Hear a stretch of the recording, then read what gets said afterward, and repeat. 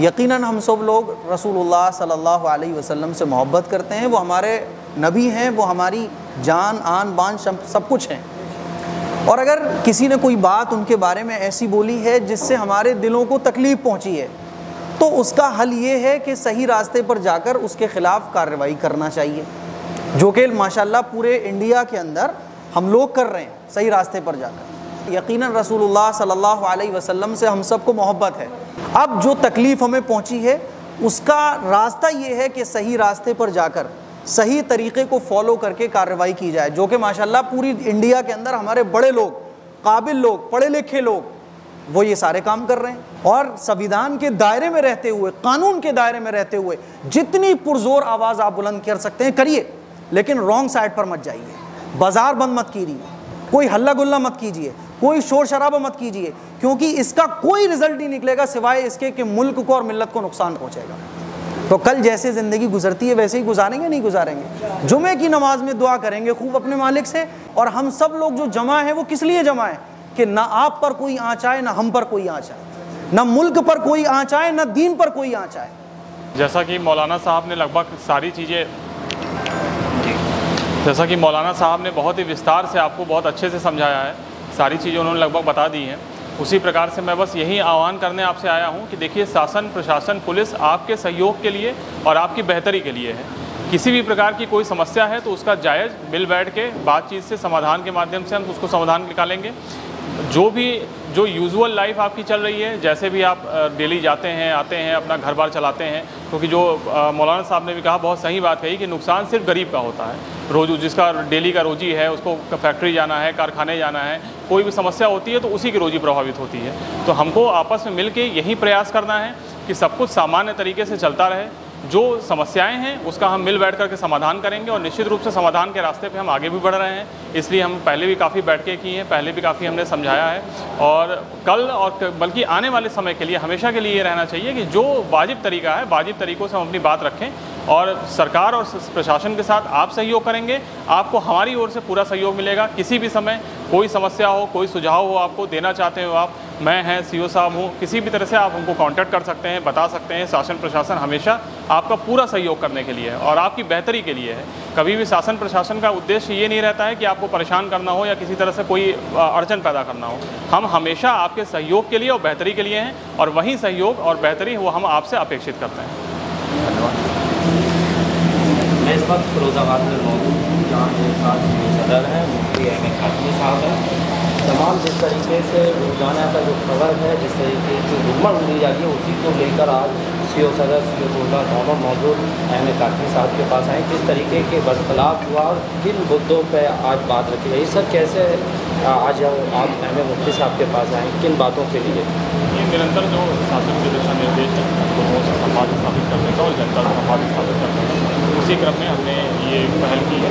आज मुफ्ती साहब के पास आए थे, संवाद स्थापित किए और जो मतलब हम जिस तरह से हमारे ओर से सहयोग हो सकता है उसके लिए हम पूरा प्रयास कर रहे हैं और हमें सहयोग मौलाना साहब की ओर से अपेक्षित है। लगातार जिस तरीके से रुमर उड़ाई जा रही है कि कल बंद होगा, मेरा जनता को भी देखिए यही कहना है कि किसी भी प्रकार की अफवाहों पर ध्यान रखें। सामान्य जो जीवन है, सामान्य जिस तरीके से डेली का जीवन रूटीन चलता है उसी प्रकार से काम चलता है। आपके साथ से भी बात करेंगे किस तरीके का आज संदेश दिया आपने आवाम को?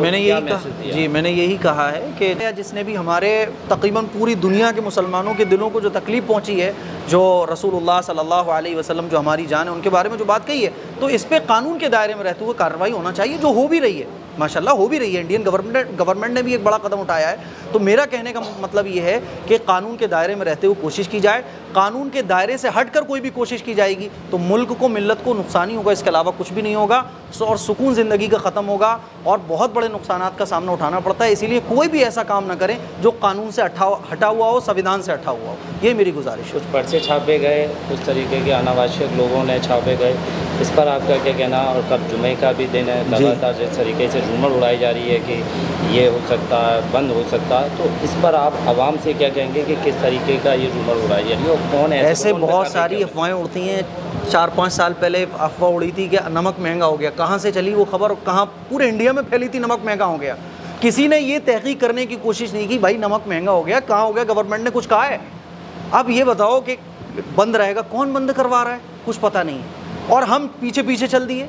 हमें यही नहीं मालूम कि ये करवा कौन रहा है, कौन है जो मुल्क का और मिल्लत का नुकसान चाहता है। तो थोड़ा सा आंखें खोलिए, अकल खोलिए, थोड़ा सा सोचिए कि आखिर हम किस ट्रैक पे जा रहे हैं, अपना ट्रैक चेंज कीजिए। यही तो वो लोग जो इंडिया के जो अवाम है उसको लड़ाना चाहते हैं, उनसे हमें अवेयर रहना है कि आखिर कौन से ट्रैक पे हम जा रहे हैं। थोड़ा सा समझदार बनिए, एजुकेशन हासिल कीजिए, अपने बच्चों को पढ़ाइए, और जो सही रास्ता है वो जो हमारे बड़े हैं उनके बताए हुए तरीक़े को फॉलो कीजिए।